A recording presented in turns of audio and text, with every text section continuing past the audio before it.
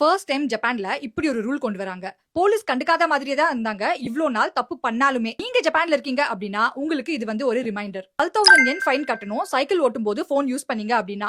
நிறைய Japanese teenagers game விளையாடிட்டே cycle ஓட்டி நான் பாத்திருக்கேன். இனிமே போனை பாத்துக்கிட்டே ஓட்டினாலுமே 12,000 yen ஃபைன் கட்டணும். அடுத்து 6,000 yen ஃபைன். சைக்கிள் தானே போறோம் அப்படின்னு சொல்லிட்டு ஆப்போசிட் சைடுல சைக்கிள் ஓட்டுறது இல்லனா வந்து சிக்னல்ல நிக்காம போறது இது எல்லாத்துக்குமே 6,000 yen ஃபைன் கட்டணும். நெக்ஸ்ட் 5,000 yen ஃபைன் கட்டணும். கொடை யூஸ் பண்ணாலோ இல்லனா இயர்போன்ஸ் யூஸ் பண்ணிட்டே சைக்கிள் ஓட்டினாலுமே. பை தி வே சைக்கிள்ல லைட் இல்ல அப்படினாலுமே 5,000 yen ஃபைன் கட்டணும். எதுக்கு 3,000 yen ஃபைன் கட்டணும்னா பக்கத்துல சைக்கிள் ஓட்டிட்டு போறது இல்லனா டபுள்ஸ் அடிச்சிட்டு போறது இது எல்லாத்துக்குமே 3,000 yen ஃபைன் கட்டணும். சேஃபா சைக்கிள் ஓட்டாதவங்கள இதுவரைக்கும் வார்ன் பண்ணி மட்டும் தான் விட்டுட்டு இருந்தாங்க. அப்படி இல்லனா இன்னொரு எக்ஸ்ட்ரீம் அதாவது வந்து கிரிமினல் அஃபென்ஸ் அப்படின்னு சொல்லிட்டு ரெட் டிக்கெட் கொடுத்து ஒன்னு இந்த எக்ஸ்ட்ரீம் வெறும் வார்னிங் இன்னொன்னு அந்த எக்ஸ்ட்ரீம் அதாவது கிரிமினல் அஃபென்ஸ் அப்படின்னு சொல்லிட்டு ரெண்டுத்துக்கும் நடுவுல மிடில் கிரவுண்டா இப்போ ப்ளூ டிக்கெட் அப்படின்றத ஃபர்ஸ்ட் டைம் இன்ட்ரோடியூஸ் பண்றாங்க. சோ ஜப்பான்ல எதுக்கு எவ்வளவு பெனால்டி அப்படின்றத தெரிஞ்சு வச்சுக்கிறது ரொம்ப ரொம்ப முக்கியம். இந்த ரீலை சேவ் பண்ணிட்டு ஷேரும் பண்ணிடுங்க. சோ ஏப்ரல் 1ல இருந்து ஜப்பான்ல சைக்கிள் ரூல்ஸை ஃபாலோ பண்றது ரொம்ப ரொம்ப ரொம்ப முக்கியம்.